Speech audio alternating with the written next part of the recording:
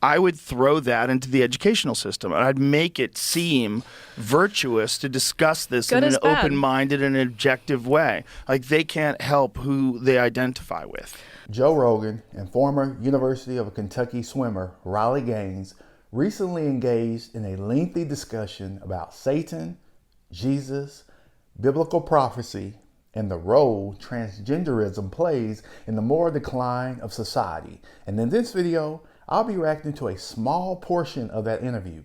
Please know that this is only a reactionary commentary of their discussion. So if you'd like to check out the video in its entirety, I've linked the video in the description below. So without further delay, let's get into it.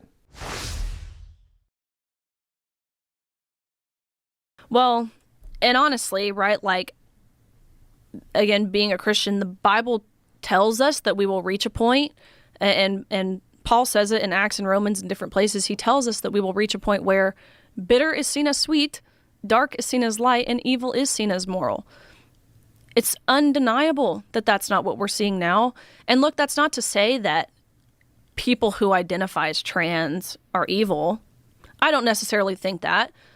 But what is evil is deception. Yeah. Manipulation is evil. Temptation is evil. Lying and affirming delusions, that's evil. And that's exactly how Satan works and how he operates, is in the darkness. But now a lot of it is coming to light.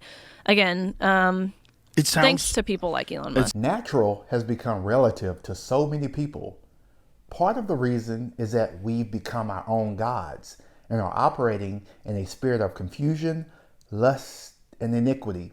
Satan is the author of confusion. Temptation is evil. Everything that comes from Satan himself is evil and opposite from God. We must look to the scriptures to get an understanding of what's natural. What's natural is how God, the one true God who created the heavens and the earth, created us. Sounds loony when we start having these kind of conversations about like Satan and evil and good and, you know, and biblical stories. But as time goes on, I think that what the Bible is I think at one point in time, there was a very sophisticated society that got wiped out by some sort of a massive natural disaster. And then over time, they told the stories that they had learned since they stopped writing things down, and they probably had to live like barbarians for thousands of years. But they always had the stories. Literally the Big Bang. In the beginning, there was light. If you told that for thousands of years, that's what that would be. Right. The Adam and Eve in the garden, the creation, that someone created this. Like that they were trying to tell us, and that men can go down evil, wicked ways, and it can lead to destruction. And these are some of the symptoms that you'll see when it leads to destruction. It's like, this is like a map of civilization. Right. It's just so old, and it's been translated so many times from ancient Hebrew and Aramaic and all these different languages down to Greek and Latin and English finally. It's like, there's so much, like, what was really said? What was really going on? Because a lot of it seems too on the money. Like, if we wanted to try to put this through some sort of a logical filter or figure out, like, is someone really trying to warn us about the natural progression that all societies and all civilizations go down if you don't have a moral compass and if you don't follow and adhere to the rules of God? Well, there's still stuff that hasn't yet, right? Like what has been prophesied that hasn't yet happened. So time will tell, right? I think his return is past due. Like Dr. Manhattan in the Watchmen. If that would be the wildest, forget about UFOs.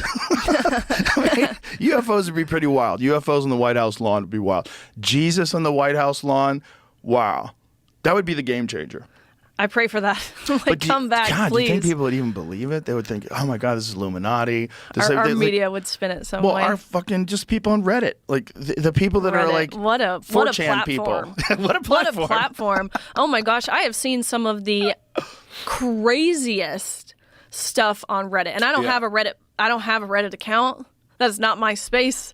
But you go in and look at things sometimes. But people will post like other Reddit clips. And I speak a lot on these on college campuses, again, with the intention of really trying to garner support from the youth, but also encouraging them to find their own voice and to be bold and to be leaders themselves. All done through the Leadership Institute, which is just a phenomenal group. But a lot of these college campuses I speak on, the protesters, when they hear I'm coming, they'll go to Reddit and they'll start going off, which is hilarious to look at. But honestly, it's kind of scary. Like a lot of these people, for instance, I was at San Francisco State a few months back, which was my first mistake, going to freaking San Francisco. But I went there with the intention of, like talking about what you and I have talked about, at least from that national championship standpoint, everything that we went through, why it's important. I went there, and what a naive thought to think that these students would come with an open mind and the willingness to have their hearts softened, because they did not. They came with their pitchfork. Even though it's not like close. It's not like, well, I kind of see their point. No. It's not even remotely close. And yet it has been taken up by a giant swath of the greatest country the world has ever known. Like, that is very bizarre. What I was going to say earlier is Douglas Murray, who's the British intellectual, is a brilliant guy. And he said this. And when he started saying it years ago, he's like, whenever a civilization is in collapse, they become obsessed with gender. It becomes a thing. It was with the Greeks and the Romans. It's like, it seems to be like a symptom. A step in the process. Yeah, it's a thing like, oh, see those hives that you have? Oh, you're infected. Oh, you're sick. Oh, you're everyone's like changing their gender, and you like 50% of kids in some colleges are LGBTQ2QIAS. What? How is it 50%? This is a fucking mind virus. Like, what is going on here? And what Douglas has said is that you could find this throughout history. Of course. And honestly, if you take all of the different little pieces of what we're seeing, especially as it pertains to like the cultural issues that are really plaguing this country. Yeah. Right. If you look at the denial of objective truth, the shift in our language, like we mentioned, the breakdown of faith. We used to be a country that proudly said, "In God we trust," and one nation under God. You look at the breakdown of the nuclear family and really pinning parents and kids against each other. You look at the breakdown of our freedoms, such as the freedom of speech. You look at the propaganda that's being spread through the media. I mean, the list goes on of all of these different little things. If you put them together, it points in one direction. And that direction, not to sound conspiracist or crazy here, is truly Marxism. Or right, like you talk to someone from North Korea or China or Germany or Cuba or Brazil or Venezuela or Russia or any of these countries that have once embraced this socialist, communist, Marxist regime, and they will tell you that it's a slippery slope. And it's a slippery slope, but by the hands and feet of our own leaders, the people in the White House, we are actively being led down. And like you said, sex, the most basic of truths, the sheer essence of humanity. Hate to break it to you, myself, every single person watching and listening. You're all here for man and woman. I don't have a lot of divorce around me or in my family or anything like that. I have got lots of siblings. We're all so close. So I think my family foundation is a huge aspect too. Again, what kind of set me apart. And third, again, is my faith. Just knowing the outcome, like we just previously spoke about, like knowing how this all ends and really trusting that and having faith in that. And just knowing the battle is already won. That's certainly what keeps me grounded and keeps, a smile on my face and an incredibly light heart, even when these crazy freaks at San Francisco are like running at me. The first thing I do is pray for them. I'm like, oh my gosh, you look miserable, and I can't imagine having that much hatred in my heart. So I think all of those things are kind of what maybe made me a little different. The combination of those things, no one thing over the other, but set me apart from some of my peers. You're the right woman for the job when it came along. Many people will and have fallen away from the gospel, which is sad. But we all know how things play out. like Riley mentions. In Genesis 1:26, it recounts God's stated intention to create humanity. In Genesis 1:27, he accomplishes it and tells the reader that he made man in his own image and likeness. But the narrative adds that he also created man as male and female. This makes evident the subtle nuance that humanity, called man, which is Adam, was more than the individual human named Adam. While the creation account in Genesis 1 tells us God created man, the specifics of how he distinguished male and female are found in the next chapter. That's very important. There is a distinction between male and female. Now, Genesis 2:7 recounts the creation of Adam. God formed him from the dust of the earth and gave him the breath of life, and Adam became a living being. Now, the creation account in Genesis provides the background and basis for gender distinctions, sexuality, and even marriage. This can be found in Genesis 2:24. This is particularly timely in an age when there is a great deal of gender confusion and in which gender identity is regularly viewed by many to be optional.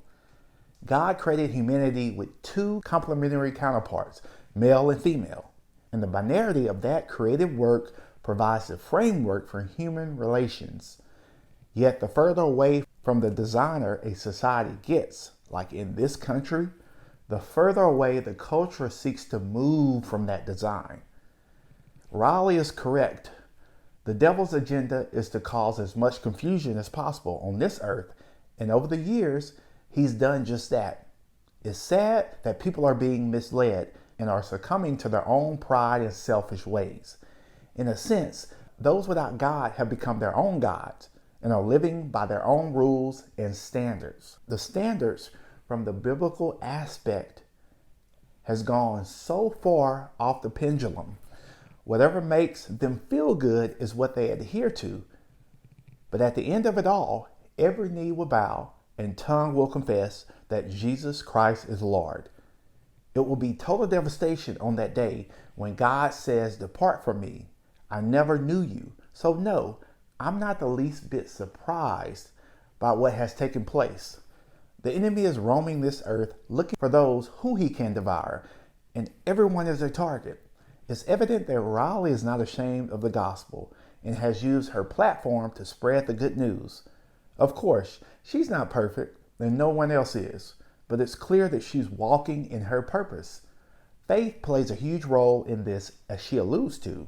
Hebrews 11:1 says, "Now faith is confidence in what we hope for and assurance about what we do not see." It's like people have to ask for permission to have this conversation. It's as if faith, especially as a Christian, has become taboo. God called us to go forth and proclaim the gospel.